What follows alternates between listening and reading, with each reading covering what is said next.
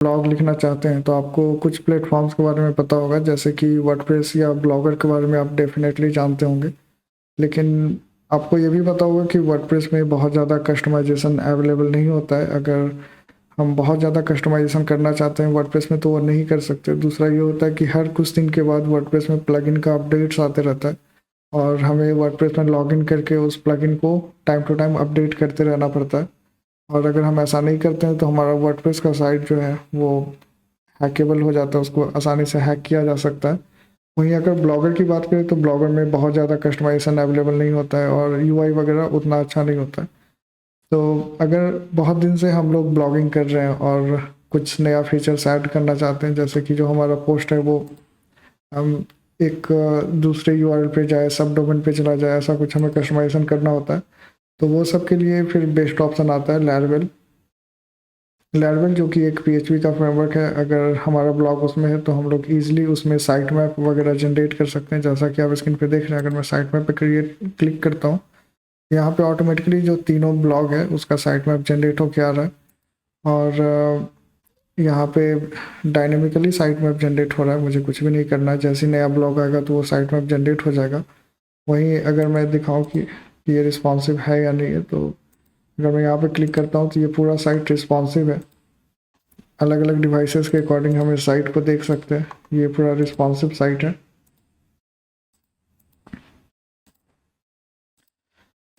और यहाँ पे सर्च का भी फीचर अवेलेबल है। जैसे अगर मैं यूट्यूब सर्च करूँ और सर्च पे क्लिक करता हूँ या इंटर क्लिक करता हूँ तो हमारे पास ये यूट्यूब सर्च में आ गया और इस पर क्लिक करने से मैं यूट्यूब पे नेविगेट कर सकता हूँ। यहाँ साइड में इससे जो लिंक्ड ब्लॉग पोस्ट है उसका जो लिंक है वो साइड में आ जाता है। और यहाँ पे साइड में आप कॉन्टैक्ट अस, प्राइवेसी पॉलिसी वगैरह ऑलरेडी दिया हुआ है, तो आप इसको चेंज करके यूज़ कर सकते हैं। अब इसके बैकएंड का बात करूँ तो जो इसका बैकएंड है वो रिएक्ट जेएस पे डेवलप है। अभी जब जो आप स्क्रीन पे देख रहे हैं वो इसका बैकएंड है। यहाँ पे 3 पोस्ट है और यहाँ से मैं यूजर्स को ऐड कर सकता हूँ। आई मीन अगर मुझे दूसरा यूज़र ऐड करना है जिसको कि मुझे ब्लॉग में परमिशन देना है पोस्ट डालने के लिए, तो वो मैं यहाँ से ऐड कर सकता हूँ और इस यूज़र को डिलीट भी कर सकता हूँ। यहाँ पे डिफरेंट रोल्स भी है जिसके अकॉर्डिंग आप यूज़र को रोल प्रोवाइड कर सकते हैं। आपको इसमें कुछ कस्टमाइजेशन वगैरह करना है तो वो ईजिली कस्टमाइजेबल है। अगर मुझे कुछ एडिट करना है तो मैं आसानी से यहाँ से एडिट कर सकता हूँ और कुछ नया ऐड करना है तो वो मैं आसानी से यहाँ से ऐड कर सकता हूँ। और इसमें ऐड करने के लिए मैं चैट जीपीटी का हेल्प लेने वाला हूँ। आज के टाइम में ब्लॉग लिखना काफ़ी ईजी हो गया है और हम लोग एआई की मदद से काफ़ी ईजिली ब्लॉग लिख सकते हैं, बस उसमें थोड़ा बहुत आपको चेंजेस करना पड़ता है। अभी जैसे मैं द रोल ऑफ एआई के ऊपर अगर मैं कुछ लिखना चाहता हूँ, the role of AI nowadays, ऐसा मैंने कुछ लिखा और यहाँ पे मैं लिख दूँ can you right 500 words blog on roll of AI. और अगर मैं ऐसा इंटर करूँ तो जो हमारा कंटेंट है वो ऑटोमेटिकली लिख के आ जाता है और इसको मैं यहाँ पे से कॉपी करके यहाँ पे लगा सकता हूँ। जैसे नेम, टाइटल, टाइप ब्लॉग है, डिस्क्रिप्शन वगैरह अगर कुछ कीवर्ड है तो वो भी दे सकते हैं, वीडियोस का लिंक है तो वो भी यहाँ पे दे सकते हैं। और जब ये पूरा ऐसे लिख के हो जाएगा तो इसको डायरेक्टली हम लोग यहाँ पे कॉपी पेस्ट कर सकते हैं और जो भी डिज़ाइन है वो आपका प्रिजर्व हो जाएगा। एग्जांपल के लिए अगर मैं कुछ आर्टिकल पे जाता हूँ, रोल ऑफ एआई ऐसा कुछ लिखता हूँ और यहाँ पे कोई आर्टिकल है मेरे पास, जैसे ये वाला आर्टिकल है और इसको मैं कॉपी करके वहाँ पे यूज़ करना चाहता हूँ एज इट इज़, तो मैं यूज़ कर सकता हूँ। ऑब्वियसली आप ब्लॉग में ऐसा नहीं कर सकते हैं, आपको यहाँ पे कुछ कुछ चेंजेस करना ही पड़ेगा, नहीं तो वो रैंक नहीं करेगा और जिस पर्पज़ के लिए आप ब्लॉग लिख रहे हैं वो आपका फुलफिल नहीं होगा। तो यहाँ पे अगर मैं पेस्ट करूँ तो अगर मैं कीप करता हूँ तो आप देख रहे हैं पूरा डिज़ाइन यहाँ पे कॉपी हो गया। और इमेज के लिए हम लोग लियोनार्डो एआई का यूज़ कर सकते हैं। जैसे कि अगर मुझे चाहिए इम्पैक्ट ऑफ एआई, ऐसा करके मैं कुछ भी जनरेट कर रहा हूँ, मुझे नहीं पता कौन सा इमेज आएगा, जो भी आएगा हम लोग उसका यूज़ कर लेंगे अपने ब्लॉग में। तो यहाँ पे आप देख सकते हैं हमारे पास डिफरेंट इमेजेस है और मुझे ये वाला इमेज अच्छा लग रहा है तो मैं उसको क्या करूँगा कि डाउनलोड कर लूँगा। और ये जो डाउनलोड हो गया है उसको यहाँ पे अगर मुझे सेट करना है तो मैं इसको ड्रैग करके यहाँ पे ऐसे कर दूंगा और सबमिट करने पे जो हमारा ब्लॉग है वो सेव हो जाएगा। और यहाँ पे आप देख सकते हैं हमारा जो एक और ब्लॉग है वो आ चुका है। और यहाँ पे अगर मैं रिफ्रेश कर रहा हूँ तो ये हमारा ब्लॉग यहाँ पे दिख रहा है और इस पर क्लिक करके हम लोग अपने ब्लॉग को देख सकते हैं। वो डिज़ाइन पूरा यहाँ पे कॉपी हो चुका है, तो यहाँ पे मुझे कुछ भी डिज़ाइन वगैरह लगाने की ज़रूरत नहीं है, डायरेक्टली मैं वर्ड से कॉपी करके यहाँ पे लगा सकता हूँ और ये काफ़ी इजी टू यूज़ है। और यहाँ रिएक्ट के बैकएंड से मैं इजीली चीज़ों को मैनेज कर सकता हूँ, डिलीट कर सकता हूँ, ट्रैक कर सकता हूँ। ये काफ़ी सही है हमारे ब्लॉग के लिए। अब बात करते हैं इसको हम लोग डाउनलोड कैसे कर सकते हैं। तो आम, मुझे पता है बहुत लोगों को कोड परचेज़ करके यूज़ करने में अच्छा नहीं लगता है, तो वो यहाँ पे इस वीडियो को छोड़ सकते हैं। मैंने इस कोड का लिंक डिस्क्रिप्शन में दे रखा है, वहाँ पे जाके आप मेरे साइट पे जाके इसको आप बाई कर सकते हैं। और बाई करने के बाद आपको ऐसा कुछ 2 फ़ोल्डर मिलेगा और 2 फ़ोल्डर में जो सेटअप का प्रोसेस ये है कि आपके पास लैरगॉन होना चाहिए, तो आप इजीली लोकल होस्ट पे सेटअप कर सकते हैं। बिना लैरगॉन के भी कर सकते हैं, अगर आपको लैरवेल का अच्छा नॉलेज है तो बिना लैरगॉन का भी आप सेटअप कर सकते हैं।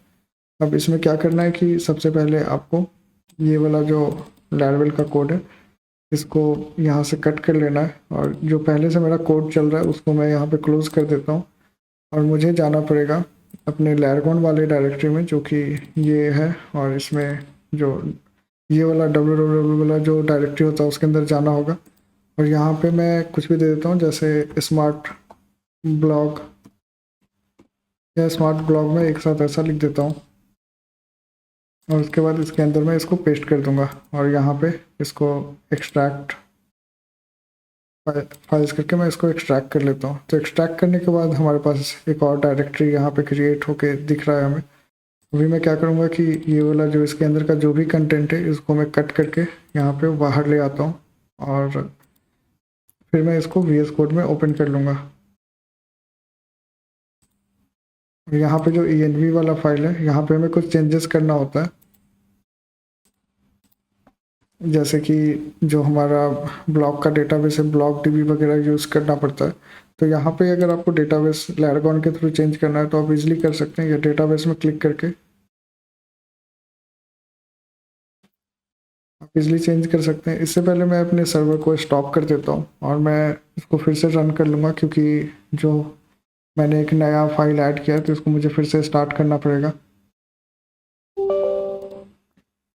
अब मैं डेटाबेस पे जाऊँगा और इसको मैं ओपन कर लेता हूँ और यहाँ पे मैं एक नया डेटाबेस क्रिएट कर लूँगा जिसका कि नाम है स्मार्ट ब्लॉग डीबी, ऐसा कुछ दे देता हूँ, ओके कर लेता हूँ और फिर यहाँ पे आने के बाद इसका नाम मैं चेंज कर दूँगा। अब जो हमारा स्मार्ट ब्लॉग डीबी वाला डेटाबेस क्रिएट हुआ है वो ये रहा। और इस पर क्लिक करने के बाद अगर मैं यहाँ पे आके क्वेरी पे आ जाऊँ और यहाँ पे मैंने पहले से ये ब्लॉक डेटा डीबी करके मैंने दे रखा है, तो अगर आप इसको VS कोड में ओपन करेंगे तो आपको ऐसा कुछ दिखेगा। आपको पूरा कॉपी कर लेना है और यहाँ पे आके पेस्ट करने के बाद इसको ऐसे रन कर देना है। रन करने के बाद जो आपका ये वाला ब्लॉग है वो इसमें ऑटोमेटिकली जितने भी फाइल्स आ जाएंगे, ये यूज़र्स वाला फाइल है। आप यहाँ पे अपने अकॉर्डिंग यूज़र्स को ऐड कर सकते हैं। आपको डिफरेंट, अभी मैंने डिफ़ॉल्ट में एक ये वाला यूज़र ऐड करके दिया है, इसका यूज़र नेम पासवर्ड मैंने जहाँ से आप डाउनलोड करेंगे वहाँ पे दे रखा है, तो आप वहाँ से इसका यूज़ कर सकते हैं। अब जब ये सेट हो जाता है हमारा ये env फाइल भी ब्लॉक डीबी वगैरह हो गया, तो यहाँ पे जो इसका डायरेक्टरी का नाम है स्मार्ट ब्लॉग वो मुझे इधर सर्च करना होगा। अभी मैं इसको रिफ्रेश करूँगा तो ये भी हमारा चल रहा है, लेकिन यहाँ पे अगर मैं स्मार्ट ब्लॉग डॉट टेस्ट लिखता हूँ और इंटर करता हूँ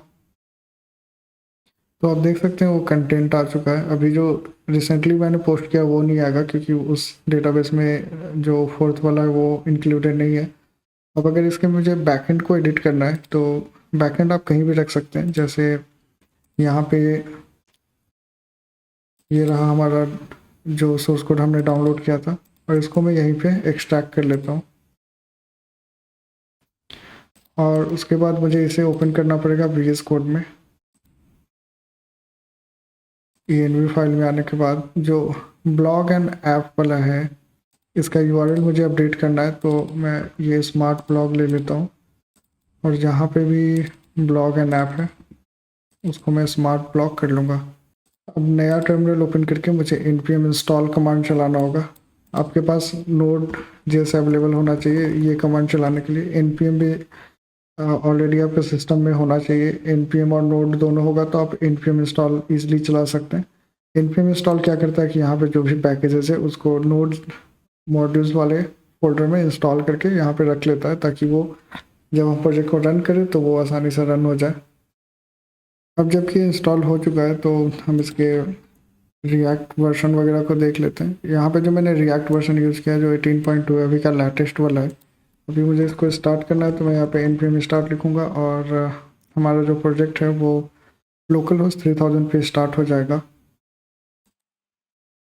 जैसा कि आप देख रहे हैं ये अभी डेवलपमेंट सर्वर जो है स्टार्ट हो रहा है और ये लोकल होस्ट 3000 पे स्टार्ट होने वाला है।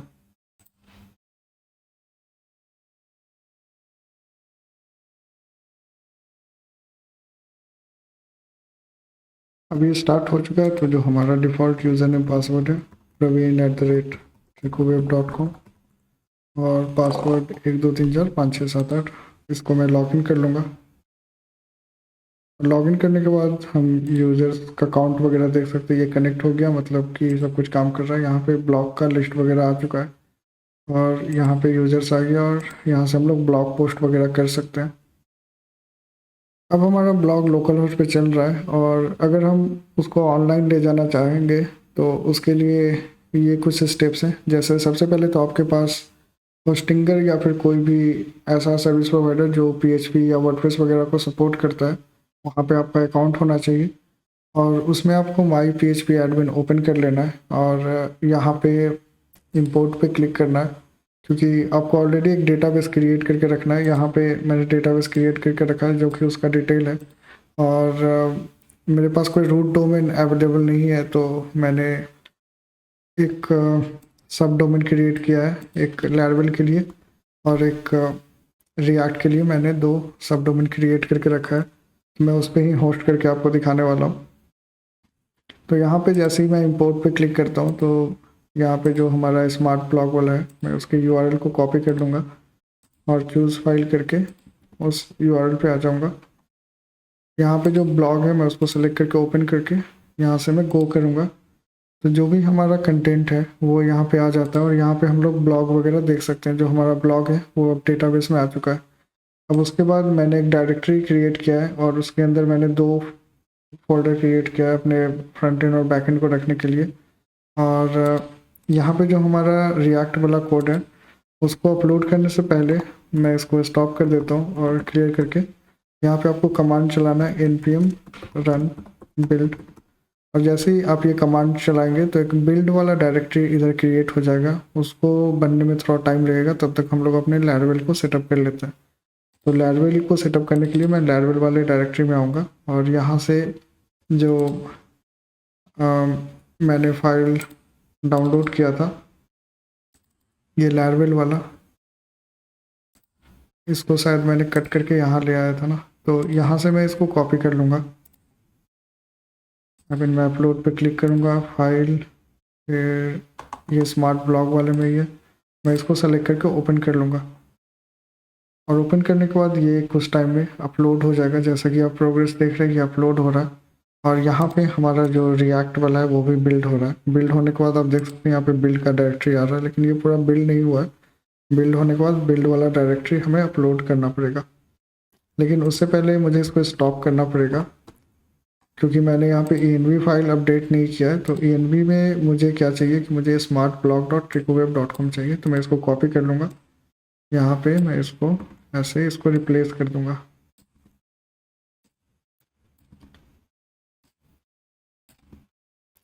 और जो भी लिंक है वो HTTPS पे है मेरा। अगर आपका HTTPS है तो आपको इस पर ध्यान देना होगा कि वो HTTPS है या HTTP है। उसके बाद फिर से बिल्ड कमांड चला लूँगा ताकि ये फिर से बिल्ड फाइल क्रिएट कर दे और पहले वाले को रिप्लेस कर ले। अभी अगर मैं देखता हूँ तो ये जो फाइल है वो अपलोड हो चुका है, तो इसको मैं फ़िलहाल यहाँ पे एक्सट्रैक्ट कर लूँगा।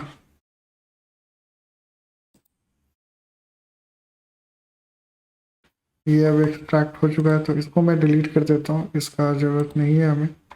और यहाँ पे जो पब्लिक वाला फाइल है इसको मुझे मूव करना पड़ेगा, तो मैं मूव कर लेता हूँ रूट में। और यहाँ पे आप देख सकते हैं env वगैरह आ गया। env के फाइल को हमें एडिट करना होगा, और जो यहाँ पे डेटाबेस का नाम है ये वाला मैं यहाँ पे लगा दूंगा। यूज़र का नाम यहाँ पे आ जाएगा, और जो पासवर्ड है मैं यहाँ पे ऐसे लगा देता हूँ। हमारा env फाइल रेडी हो चुका है। अब उसके बाद htxs फाइल है, यहाँ पे आपको क्या करना है कि आपका जो .env फाइल है उसको हाइड करना पड़ेगा। तो उसके लिए शायद मेरे पास कुछ एग्जाम्पल होगा।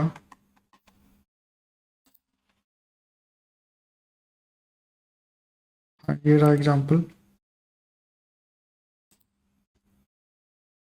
तो ये वाला जो कोड है आपको यहाँ पे स्क्रीन को रोक करके ये वाला कोड को कॉपी करना होगा और ये यहाँ पे लगाना होगा। ऐसा नहीं करने से आपका .env फाइल पब्लिकली एक्सेसिबल होगा और कोई भी .env फाइल से आपका इन्फॉर्मेशन का DB का इन्फॉर्मेशन ले सकता है।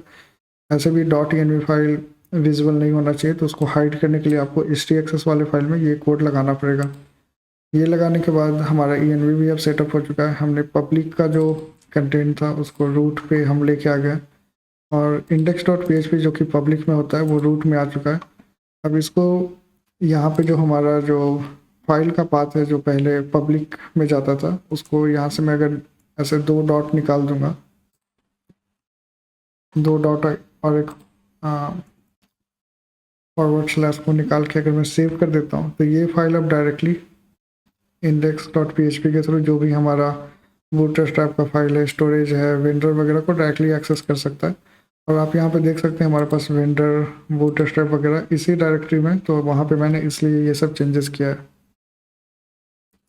अब इतना करने के बाद अगर मैं अपने इस पे जाता हूँ, आई मीन smartblog.tricoweb.com पे जाऊँगा,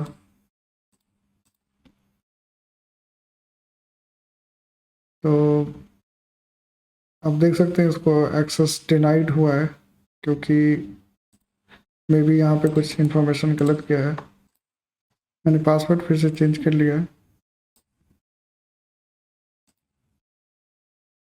अभी पासवर्ड चेंज करने के बाद आप देख सकते हैं smartblog.tricoweb.com पे हमारा जो ब्लॉग है वो इजीली एक्सेसिबल हो रहा है, और इसमें जो भी फंक्शंस फीचर्स वगैरह है वो काम भी कर रहा है। जैसे अगर मैं यहाँ पे यूट्यूब ये सब सर्च करता हूँ तो ये सर्च हो रहा है और सब कुछ काम कर रहा है। तो अभी हमें इसका रिएक्ट वाला कोड सेटअप करना है। तो यहाँ पे हम लोग देख सकते हैं हमारा जो बिल्ड वाला डायरेक्टरी है वो क्रिएट हो चुका है। तो इसको मैं एक्सप्लोरर में ओपन कर लूँगा, और जो बिल्ड वाला फोल्डर है उसके अंदर जो भी है उसको हम लोग एक जिप फाइल क्रिएट कर लेंगे,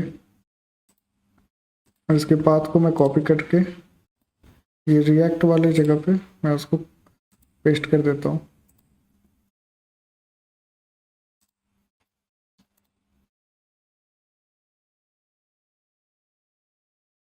इसको मैं यहाँ पे एक्सट्रैक्ट कर लूँगा,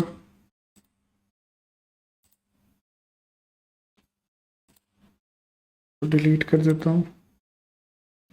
अब अगर मैं अपने ये वाले जो स्मार्ट एडमिन वाला है इस पे अगर मैं जाता हूँ तो हमारा रिएक्ट ऐप भी अब काम कर रहा है। और यहाँ से अगर मैं इसको लॉगिन करना चाहूँ तो,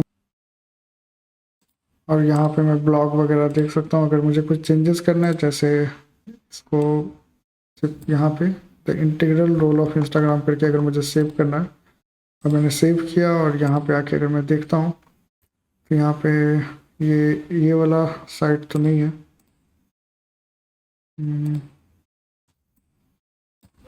अगर मैं ये वाले साइट पे आके देखता हूँ तो इसका नाम अब चेंज हो चुका है। तो इस तरह से हम लोग अपने ब्लॉग को लोकल होस्ट या फिर सर्वर पे चला सकते हैं।